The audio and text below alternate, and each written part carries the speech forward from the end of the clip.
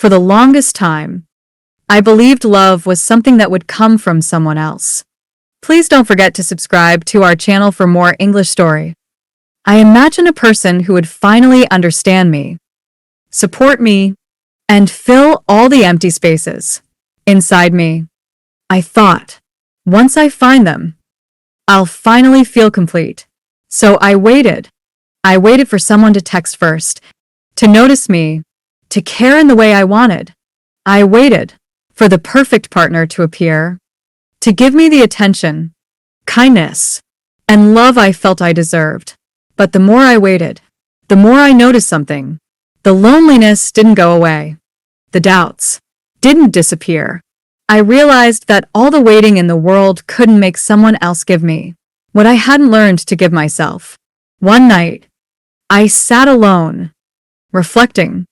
I asked myself, what if the love I'm waiting for isn't out there, but inside me? That thought was terrifying at first. It meant I couldn't blame anyone else for how lonely or unloved I felt. But it was also liberating because it meant I had the power to change my own life. And so, my journey began, not to find someone to love me, but to be the kind of person I'd want to be loved by. Ending thought for part 1. Waiting for love doesn't create love. Becoming love does. Part 2. Practicing the love I wanted. After that night of reflection, I realized it wasn't enough to just think about love. I had to live it. I made a list of qualities I admired in a partner. Honesty, empathy, patience, humor, and authenticity. But I quickly realized the hard truth. It wasn't fair to expect these from someone else if I didn't show them myself. So I started small. I practiced listening without judgment. Instead of immediately giving advice or reacting, I just listened to friends and family, letting them feel heard. I offered kindness and forgiveness to myself. When I made mistakes, I stopped beating myself up and treated myself the way I wished others would treat me. I kept my promises, even when it felt inconvenient.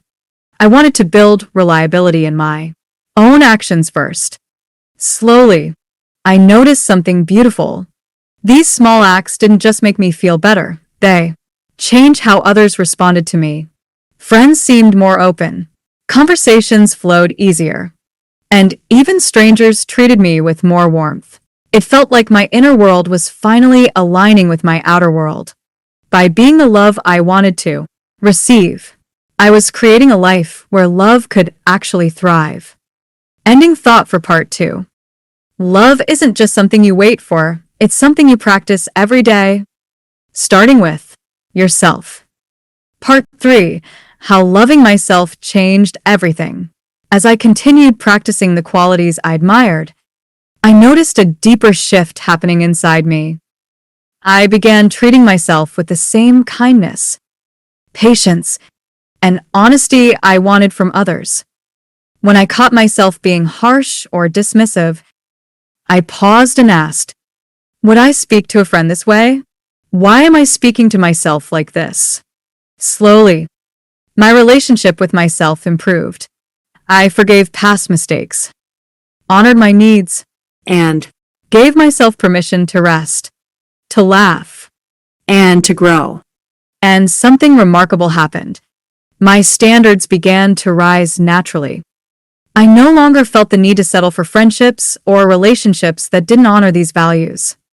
I stopped chasing attention from people who didn't show empathy or respect. Instead, I attracted those who resonated with my energy, people who practiced kindness, honesty, and generosity. Just as I did. It was as if by loving myself fully, I had created a filter for the relationships I wanted. I realized that when you offer yourself real love, you stop expecting someone else to complete you.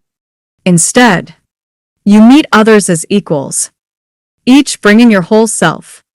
Ending thought for part 3. The love you give yourself isn't selfish. It's the blueprint for the love you receive and the relationships you build. Part 4. living love every day. By now, I understood that love wasn't something to wait for, it was something to live. I began paying attention to the small, daily ways I could express it, listening deeply without interrupting, apologizing when I hurt someone, even in small ways, respecting boundaries, my own and others, offering support without expecting anything in return. At first, these actions felt awkward. I was used to measuring love by feelings or grand gestures. But gradually, I noticed the shift. Every time I consciously practiced these qualities, I felt a quiet satisfaction inside, a sense that I was aligning who I was with the person I wanted to be. And it wasn't just me who noticed. People responded differently. They were warmer, more open, and more genuine around me. I realized that love isn't just about passion or chemistry. It's about character, integrity, and consistent kindness. By living love, I created a space where authentic relationships could grow with friends, family, and eventually, romantic partners. Ending thought for part 4. Love isn't something you wait for. It's something you practice. Each small act shapes your world and draws the right people toward you. Part 5. Becoming the love I was looking for. Over time, I noticed a profound change in my life. I was no longer waiting for someone to arrive and complete me. I felt whole on my own. The love I had been seeking from others was already growing inside me, in the patience I gave myself, the kindness I offered, and the integrity I lived by every day.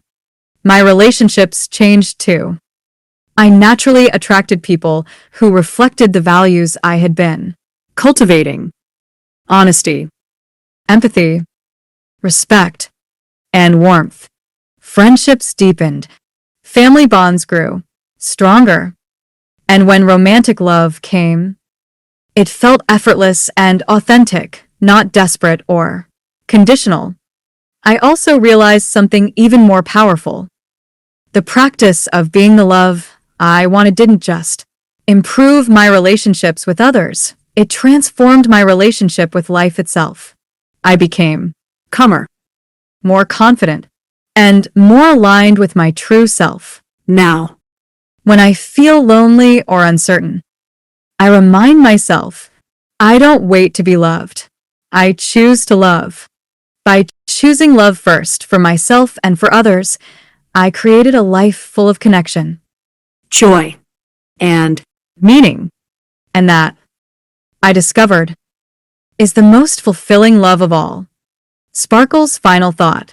Stop waiting for someone to love you the way you want. Start by being the love you wish to receive, and the right people will meet you there. That's it for today. If you liked this story, please subscribe and hit the notification bell to hear more. Take care. And until next time, keep smiling and stay kind.